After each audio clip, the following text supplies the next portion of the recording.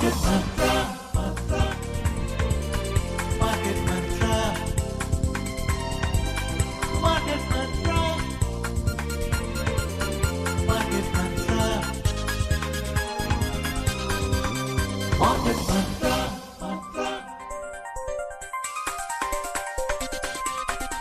Market Mantra. Good evening and welcome to the Sunday edition of Market Mantra, the program in which we give you a complete update on the economic news of the day. And today, being a Sunday, we'll be taking calls from you, our listeners, on any queries that you may have on mutual funds and related matters. You can call us with your queries on these numbers: 2331-4444, 2342-1050 and 2331-0464. Do remember that these are Delhi numbers, so prefix the Delhi STD code 011 in front of these numbers. I am Anubha Rohatgi with my co-anchor Subodh Mishra. धन्यवाद अनुभा और नमस्कार श्रोताओं। कारोबारी खबरों के साथ market मंत्र हाजिर है। आज रविवार है और हर रविवार की तरह आज भी हम म्यूचुअल फंड से जुड़े आपके सवालों के जवाब देंगे। सवाल पूछने के लिए आप इन नंबरों पर फोन कर सकते हैं: 2331-4444, 2342-1050 और 2331-0464। दिल्ली से बाहर के और मोबाइल से फोन करने वाले श्रोता इससे पहले एसटीडी कोड 011 डायल करें। आज की खबरों पर चर्चा करने और श्रोताओं के सवालों के जवाब देने के लिए हमारे साथ स्टूडियो में है mutual funds expert Sneha Suri. Sneha, market मंत्र में आपका स्वागत है। जी धन्यवाद। पहले हेडलाइंस के साथ Anubha. Thank you, Subodh. Connotation of Indian products should become top quality, says Prime Minister Narendra Modi to youth in industry and startups. Domestic markets to focus on union budget, US Federal Reserve meeting and global developments for Qs next week. And gold and silver prices log strong weekly gains. भारतीय उत्पादों का मतलब ही बन जाए top quality, प्रधानमंत्री नरेंद्र मोदी ने उद्योगों और स्टार्टअप से कहा। अगले हफ्ते देश के शेयर बाजारों का फोकस रहेगा केंद्रीय बजट, अमेरिकी फेडरल रिजर्व की बैठक और वैश्विक गतिविधियों पर। और पिछले हफ्ते सोने और चांदी की कीमतों में तेज बढ़त।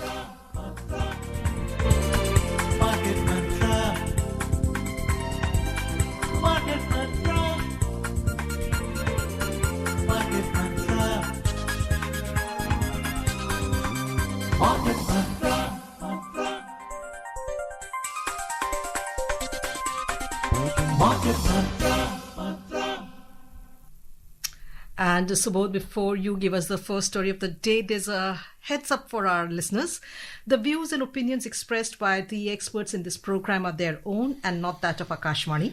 Akashvani advises its listeners to do their own research or consult a registered professional before taking any investment decision. We further advise all listeners to exercise due diligence and rely on their own judgment for taking any financial decision. चलिए तो खबरों का सिलसिला शुरू करते हैं।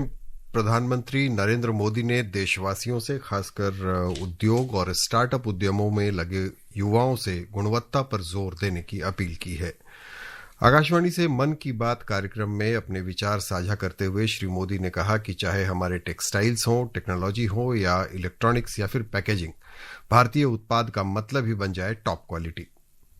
श्री मोदी ने कहा कि भारत की अर्थव्यवस्था तेजी से विकसित हो रही है और पूरे विश्व की नजर भारत पर है। उन्होंने लोगों से देश में विनिर्मित हर वस्तु की गुणवत्ता में सुधार का संकल्प लेने का आग्रह किया। इस अद्भुत जर्नी के हीरो हमारे युवा साथी हैं। अपने कंफर्ट जोन से बाहर निकलकर उन्होंने जो इनोवेशन किए वो इतिहास में दर्ज हो रहे हैं। भारत में आज दुनिया का तीसरा सबसे बड़ा स्टार्टअप इकोसिस्टम बन चुका है। ये स्टार्टअप्स लीक्स से हटके हैं। आज वे ऐसे सेक्टर्स में काम कर रहे हैं जिनके बारे में 10 साल पहले तक कल्पना भी नहीं की जा सकती थी। AI, space, nuclear energy, semiconductors, mobility, green hydrogen, biotechnology, आप नाम लीजिए और कोई ना कोई भारतीय स्टार्टअप उस सेक्टर में काम करते हुए दिख जाएगा। और श्री मोदी ने कहा कि इंडिया एआई इम्पैक्ट सम्मेलन अगले महीने आयोजित किया जा रहा है, जिसमें आर्टिफिशियल इंटेलिजेंस जगत में भारत की प्रगति और उपलब्धियां दर्शाई जाएंगी. Union Minister of New and Renewable Energy Prahlad Joshi today said that the interest of other countries in India's growth story has become stronger than ever. In an interview with a private media channel on the sidelines of the World Economic Forum in Davos, Mr. Joshi highlighted that India is no longer a marginal participant but a key driver of the global economy with high growth, low inflation and political stability. And joining us on the program, our first caller of the day is from Jaipur. Jitendra is calling us from the Pink City. Jitendra, welcome to Market Mantra. जी, आपका स्वागत है. सवाल पूछिए. अच्छा, हाँ madam, आपको ध्यान होगा कि पिछली बार आपसे मैंने पूछा था कि मुझे गांव 30,000 रुपया भेजना है हर एक साल, तो मैं हर एक महीना 2,500 रुपया 3,000 रुपया डालूंगा और साल के अंत तक जनवरी में भेजूंगा. तो आपने लिक्विड फंड बताया था, लिक्विड फंड में शॉर्ट डेट फंड, यही आपने बताया था. ठीक है, मैंने तो खोला हुआ है. तो क्या इसमें क्या टैक्स फ्री रहता है क्या अगर तुम एक साल बाद विड्रॉ करेंगे? क्या एकदम टैक्स फ्री रहता है क्या? ये पहला प्रश्न. और दूसरा, क्या तो कंजर्वेटिव हाइब्रिड फंड भी तो ले सकते हैं? नहीं जी, जितेंद्र जी, आप बिल्कुल सही कह रहे हैं. मैंने लिक्विड फंड्स के बारे में जानकारी दी थी उस टाइम पर. ऐसा नहीं है कि ये फंड्स विड्रॉ करने पे आपको टैक्स फ्री रहते हैं. जबकि अगर आप मतलब आप जब भी विड्रॉ करेंगे तो ये आपको अपने टैक्स स्लैब के अकॉर्डिंग इनकम में ऐड करके इस पे टैक्स देना पड़ता है. जहां तक कंजर्वेटिव हाइब्रिड की बात है, उसमें 25% इक्विटी का एक्सपोजर रहता है. और जिस टाइप का टाइम होराइजन की हम बात कर रहे हैं, उसके लिए 25% इक्विटी पोर्टफोलियो में रखना शायद जो उसके उस 25% से आपके कॉर्पस में डाउनफॉल आ सकते हैं, उसकी रिकवरी के लिए थोड़ा हमें ज़्यादा टाइम चाहिए होता है. इक्विटी एक ऐसा वॉलेटाइल एसेट क्लास रहता है और वो भी मैं बताना चाहूँगी टैक्स फ्री नहीं रहता है.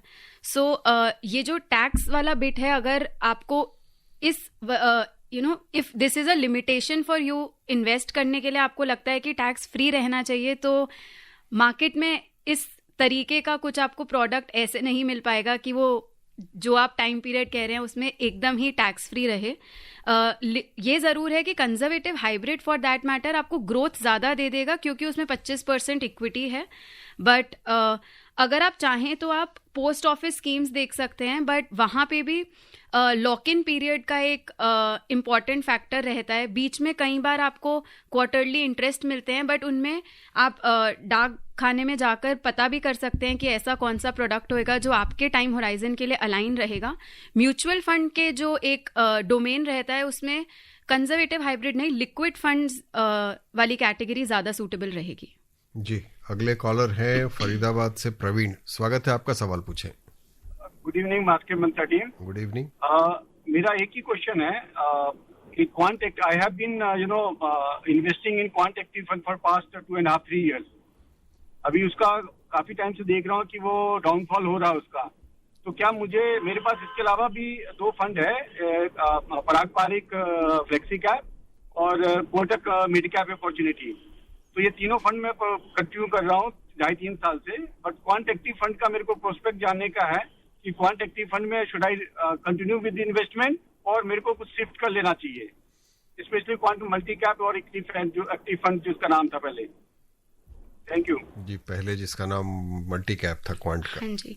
तो सर, आपने 3 फंड्स मुझे बताए. तीनों की अगर हम कैटेगरी के बारे में बात करें तो क्वांट मल्टी कैप और पराग पारिक फ्लेक्सी कैप दोनों ही एक डाइवर्सिफाइड डोमेन से आते हैं. आपको दोनों ही मिड, स्मॉल, लार्ज हर टाइप की कंपनी का एक्सपोजर प्रोवाइड करते हैं.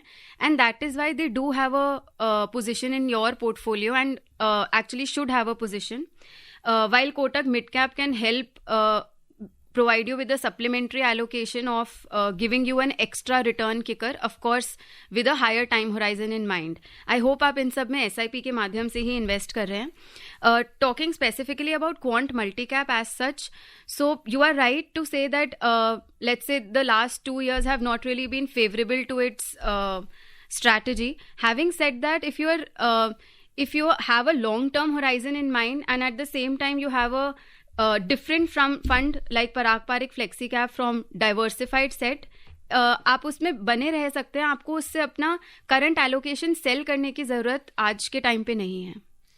जी अगला कॉल लेते हैं. That is coming in from Mumbai. JD Juglekar is with us online. And before we take your call, Mr. Juglekar, I would like to just remind our viewers, our listeners rather, that in this program we do not, take questions about specific mutual funds. You can talk about the sectors, we can talk about the various mutual fund categories, but not specific mutual funds per se. Mr. Juglekar, welcome to Market Mantra. Please ask your question. So, madam, I have an Axis ELSS taxer fund. I don't know whether you'll be talking. This is a specific fund. I have 5,000 rupees SIP for last 13 years, and the value that is returning is about 13 lakh rupees for a contribution of 6,60,000. So the annual return on the spreadsheet is about 11.5%. Whether this is a good return or there are better ELSS taxer schemes? That's my question. And second question. Right. So, sir, given the performance of Axis ELSS particularly, there are better options available in the ELSS category per se. So you can actually stop your SIP in Axis ELSS and maybe pick some other ELSS fund, but do make sure to look at its rolling return performance so that you can see how the fund does in a poor scenario and in a good scenario. Sneha, you're talking about a rolling return. So for the benefit of our listeners, what exactly does it mean when you talk about rolling returns? Right. So when we talk about returns like पिछले एक साल में इस fund ने XYZ return दिया, we are talking about a specific time period 1 year as of today. When it comes to rolling year, we are talking about let's say 1 year over every date in the time period that we are considering. Okay. Right. So let's say you want to check how good a student is in maths, right? Instead of only checking their final marks exam once a year, you would actually like to see how the particular student had done in every unit test. Okay. Right? So that's kind of what rolling returns provides you with. Right. और आपने अभी स्नेहा कहा कि इसके अगर हम जो funds के चुनाव की बात है तो कैसे करें, या किसी भी कैटेगरी में अगर हम बात करते हैं, ये ELSS की बात नहीं है, कहीं भी अगर हमें चुनना हो, क्योंकि अब हम रिकमेंड नहीं कर रहे हैं यहाँ से हम किसी फंड को. Right. तो इसका चुनाव करने का एक तो है कि चलो रेटिंग हम देख सकते हैं कि भाई VR रेटिंग कैसी है, या बाकी भी जैसे ET की भी रेटिंग होती है और सबकी रेटिंग है. क्या उन रेटिंग्स पर हमें कितना गौर करना चाहिए, क्योंकि 5 स्टार तो शायद ही कुछ होते हैं. तो एक एवरेज जो हमारा छोटा निवेशक है, कहाँ 4 स्टार तक अपने को सीमित रखे, अगर उस किसी की रेटिंग गिर जाती है, 3 स्टार हो जाती है, 2 स्टार हो जाती है, तो क्या करें? तो इसको ना हमें ऐसे देखना चाहिए कि जब हम कहीं पे कुछ खरीदारी करके जाते हैं तो हम शॉप के अंदर घुस जाते हैं देख कर कि बाहर क्या लगा हुआ है. अंदर जाके आपको वो जो आपने बाहर देखे आप उनको उतरवा के बोलेंगे कि थोड़ा ऐसे दिखाओ, ये दिखाओ, आप पहन के देखोगे तो वो जो बाहर से दिख रहा होता है एक तरीके से वो रेटिंग है.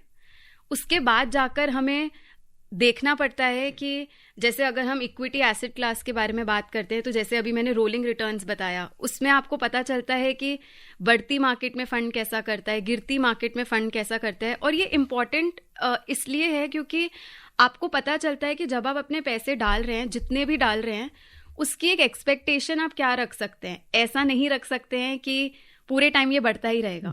तो रोलिंग रिटर्न्स आपको वो पर्सपेक्टिव प्रोवाइड करते हैं और फिर आप एक तरीके से जब वो गिर रहा होता है तो आपको पता होता है हाँ ये देखा था, मुझे जानकारी है इसके बारे में, ये देखा था. दूसरा बेहतर एक तरीका रहता है इसके साथ साथ देखने का कि ये फंड चार्ज कितना कर रहा है, जिसे हम एक्सपेंस रेशियो कहते हैं. वो एक्चुअली आपके रिटर्न से एक हिस्सा जाता ही रहता है, इसलिए इंपॉर्टेंट हो जाता है कि हम उस पर गौर करें, देखें. जो सबसे महंगा वाला फंड है उसको ना चुनाव किया जाए. और एक ये रह सकता है कि आप AUM देखें फंड का. जनरली ऐसा एक मार्केट में टेंडेंसी रहती है कि लोग जिस फंड में थोड़ा बेहतर इन्वेस्टर इंटरेस्ट है उसमें ज्यादा इन्वेस्ट करना चाह रहे होते हैं. तो ये कुछ चीजें हम ध्यान में रख सकते जी. हैं. अगले कॉलर हैं गाजियाबाद से अनिल. स्वागत है आपका, सवाल पूछें. Sir, I am 64 and I am earning well and my wife is also earning and we both sons are earning. I am having PPF insufficient amount.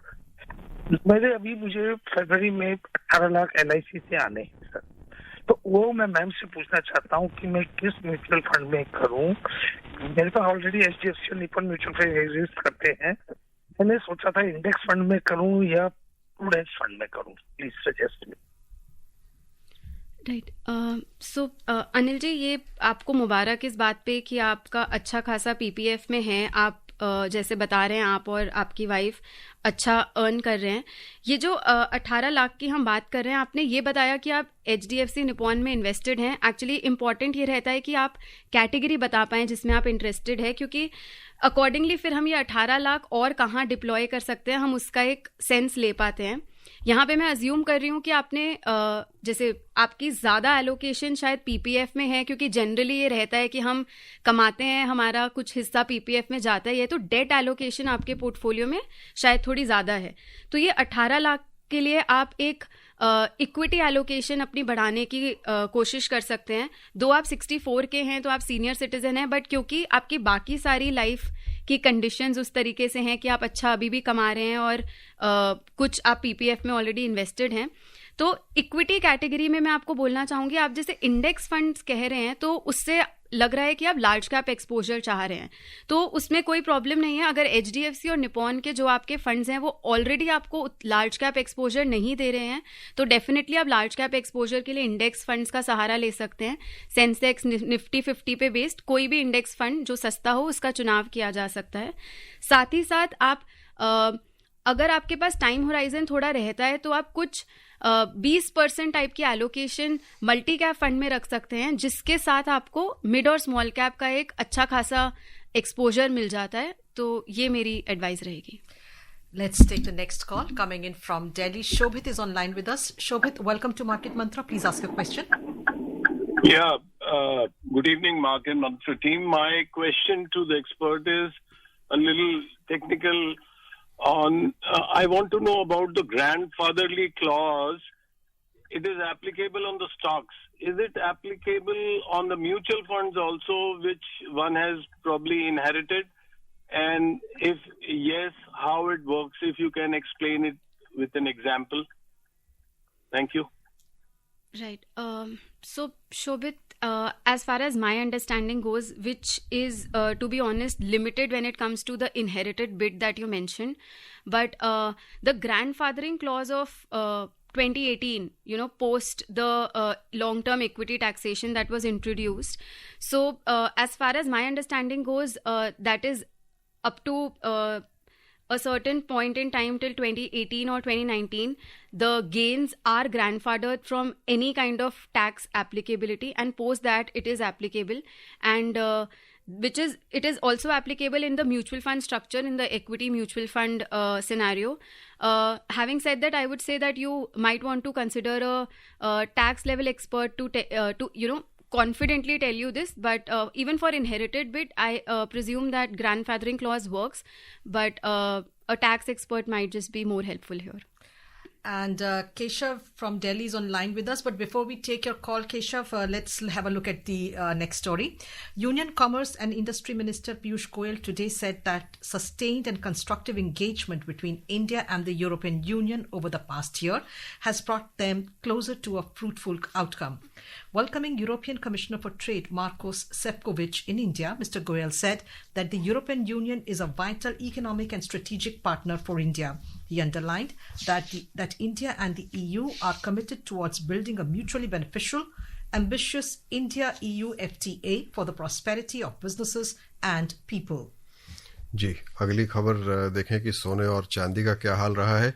वैश्विक तनाव और अनिश्चितताओं के कारण भारतीय सराफा बाजार में लगातार तेजी दिख रही है. मल्टी कमोडिटी एक्सचेंज में मार्च अनुबंध वाली चांदी 16.31% बढ़कर 3,34,699 रुपये प्रति किलोग्राम पर थी.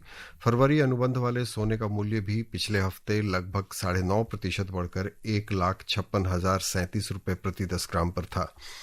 अंतर्राष्ट्रीय बाजार में इस हफ्ते स्पॉट गोल्ड 8% से ज्यादा बढ़कर $4,990 प्रति औंस पर था. चांदी 14% बढ़कर पहली बार $100 प्रति औंस के स्तर से ऊपर निकलकर $103 प्रति औंस पर पहुंच गई. And now let's take the call from Keshav. Keshav, welcome to Market Mantra. Please ask your question.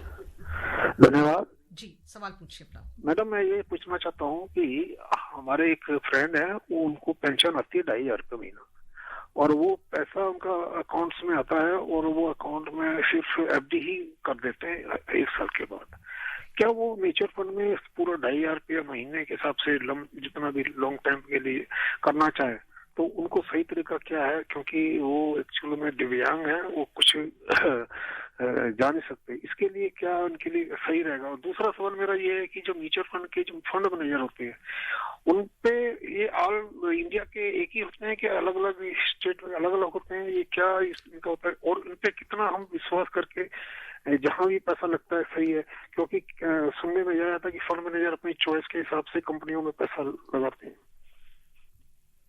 जी, केशव जी, जो आपका दूसरा सवाल है कि फंड मैनेजर स्टेट वाइज होते हैं या वो अपनी मर्जी के हिसाब से पैसे लगाते हैं, तो ये स्टेट वाइज नहीं होते हैं। म्यूचुअल फंड कंपनीज कुछ बनी हुई हैं इंडिया में, जिसमें हमारे मतलब फंड मैनेजर एक तरीके के एम्प्लॉयर रहते हैं और उनका काम ही यही होता है, उन्होंने पढ़ाई ही यही करी होती है कि कैसे एक पोर्टफोलियो को कंस्ट्रक्ट करा जाए।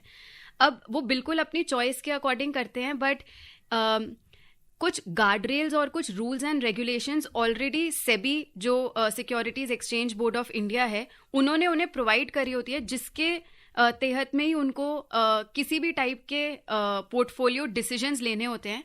एंड सेबी की जो रेगुलेशंस हैं वो काफ़ी स्ट्रिक्ट रहते हैं और वो काफ़ी इन्वेस्टर फ्रेंडली रहते हैं, इसीलिए कभी अगर कहीं पे भी कुछ ब्रीच होता है of those kind of rules तो SEBI is the first one to catch that person, और लेट्स से कुछ जो भी एक एक्शन लेना होता है, और हमने ये हिस्ट्री में बहुत बार होते हुए देखा है। तो इस पॉइंट पे आपको ये वाली वरी करने की जरूरत नहीं है कि फंड मैनेजर्स अपने अकॉर्डिंग कर रहे हैं। कुछ सेट रूल्स हैं, प्रिंसिपल्स हैं, और हर म्यूचुअल फंड कंपनी में एक अलग रिस्क मैनेजमेंट डिपार्टमेंट होता है, एक अलग डिपार्टमेंट होता है डीलर्स का जो सिर्फ बेच खरीद करते हैं स्टॉक्स की, एक होती है जो ये सारा दिमाग लगाते हैं। तो ये एक हमें यहाँ पर आके एक वो रिटर्न्स के तरीके से दिखता है, बट पीछे काफ़ी बड़ी टीम लगी होती है एट अ लेवल जहाँ पे वो ऑलरेडी रेगुलेटेड होते हैं एट मल्टीपल लेयर्स।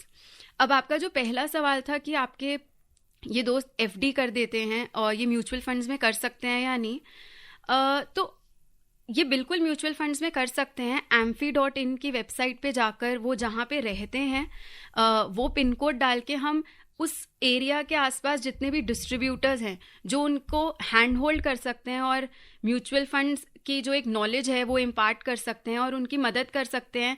कुछ जो प्रोसीजर होते हैं म्यूचुअल फंड में इन्वेस्ट करने के, जिसे हम KYC कहते हैं, तो डिस्ट्रीब्यूटर यहाँ पे मतलब हमारे इंडिया में ये डिस्ट्रीब्यूटरशिप जो बनी हुई है वो बिल्कुल इन्हीं टाइप के लोगों के लिए बनी हुई है कि या तो जिनको कुछ समझ नहीं आता या तो जिनको समझ आता है बट किसी प्रॉब्लम की वजह से वो नहीं कर पाते हैं। तो आपके दोस्त बिल्कुल ये कर सकते हैं। अब क्योंकि वो पहली बार म्यूचुअल फंड्स में इन्वेस्ट कर रहे होंगे, ये ज़रूर इम्पॉर्टेंट है कि वो अपना हमें जितना भी अगर हम कमा रहे हैं वो सारा नहीं लगाना होता, हमें लगाना सिर्फ वही होता है, इन्वेस्ट सिर्फ वही करना चाहिए जो आपका एक एक्सपेंसेस निकाल के सरप्लस बचता है। तो ये चीज़ का ध्यान रखना चाहिए आपके दोस्त को। अब किस कैटेगरी में किया जाए, तो वो क्योंकि शुरुआती निवेशक है म्यूचुअल फंड डोमेन में, तो अग्रेसिव हाइब्रिड जैसी कैटेगरी से वो स्टार्ट कर सकते हैं और अग्रेसिव हाइब्रिड में जितना भी अमाउंट आप डालना चाहें उनको 2 फंड्स में एटलीस्ट डिवाइड करके वो डाल सकते हैं। जी, अगले कॉलर हैं भोपाल से शंकर। स्वागत है आपका, सवाल पूछें। Good evening, sir. Good evening, madam. Good evening. Madam, I want to start some SIP for some funds. So, in the current scenario, which funds have potential to give better return because of this geopolitical situation? Should it be multi-cap or flexi-cap, mid-cap or small-cap? इसमें कौन सी category में अभी चुनना for a horizon of say 5 years at least? Thank you. Right. So, Shankar, to be honest, I cannot really tell you which particular category or fund would have a potential to rise or fall in the future. But I would definitely give you, let's say, a 3-step rule to look at how you can build your portfolio. One is because you're investing for a time horizon of 5 years, which is a good period to start with. Of course, you're already aware of why SIP should be the mode of investment. you can actually think of investing with an asset allocation in mind. To gauge most of the equity returns, you can have, let's say, a predominantly equity heavy portfolio, which of course can be built with, let's say, 2 multi-cap funds, because diversification at a fund level, at a stock level is very important, which multi-cap funds easily provide you with. They score better over flexi-cap because of their higher mid and small cap allocation, which over a 5-year period is a pretty nice way to get a hold of mid and small cap allocation. For your debt allocation, of course, you can look at, let's say, short duration funds. You can check which one would have had the minimum worst returns, because that is what shows that, they are providing you what a debt component is actually required to provide you with, which is stability. So you can look at building a portfolio like that. If you don't want multiple, let's say, funds in your portfolio, then an aggressive, 1 or 2 aggressive hybrid funds, which have inbuilt 65 or 70 kind of an equity allocation and about 30 kind of debt allocation, can also provide you with it. जी, और देखें कि विदेशी portfolio निवेशकों ने इस हफ्ते क्या किया है। इस महीने का हाल देखते हैं उनका। विदेशी पोर्टफोलियो निवेशकों एफपीआई ने इस महीने भारतीय शेयर बाजार से 33,598 करोड़ रुपए निकाले हैं। ये पिछले साल अगस्त के बाद हुई सबसे अधिक मासिक बिकवाली है। डिपॉजिटरी डेटा के अनुसार एफपीआई ने इसी अवधि में भारतीय ऋण बाजार से भी 5,970 करोड़ रुपए निकाले। Let's move on to the markets. After ending the week with steep losses, domestic markets are likely to focus on the union budget, US Federal Reserve meeting, ongoing corporate earnings results, and global developments for Qs next week. Markets will be closed for trading tomorrow on account of Republic Day celebrations. In the week ahead, one of the biggest drivers will be the Union Budget 2026-27. Finance Minister Nirmala Sitharaman will present the budget on 1st February, which falls on a Sunday. But both benchmark indices, Sensex and Nifty, will have a regular trading session that day.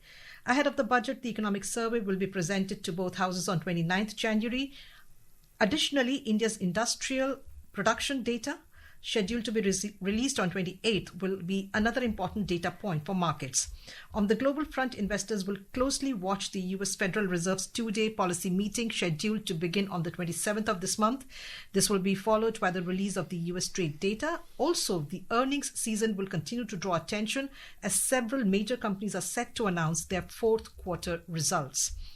And let's move on to the next story. Canadian Prime Minister Mark Carney has called for Buy Canadian and Build Canadian in response to the new tariff threat from US President Donald Trump. PM Carney published a pre-taped video on his personal social media account about buying and building Canadian to combat economic threats from other countries. In the video, he said, with Canada's economy under threat from abroad, the Canadians have made a choice to focus on what they can control. Though he did not mention the United States directly, the Canadian Prime Minister said they cannot control what other nations do, but they can be their own best customer. US President Donald Trump yesterday threatened to impose a 100% tariff on Canadian goods coming into the United States.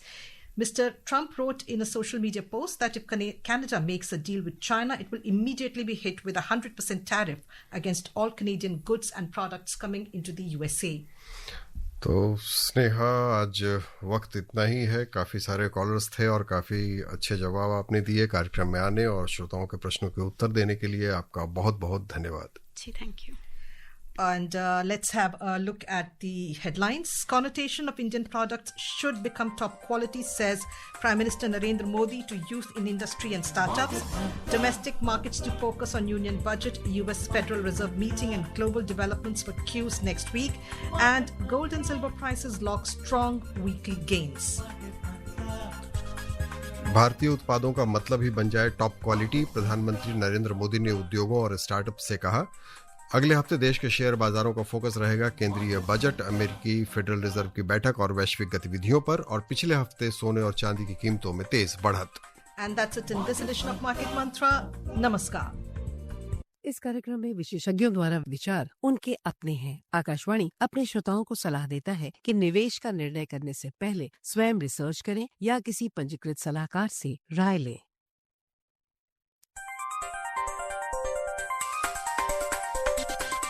Market Mantra.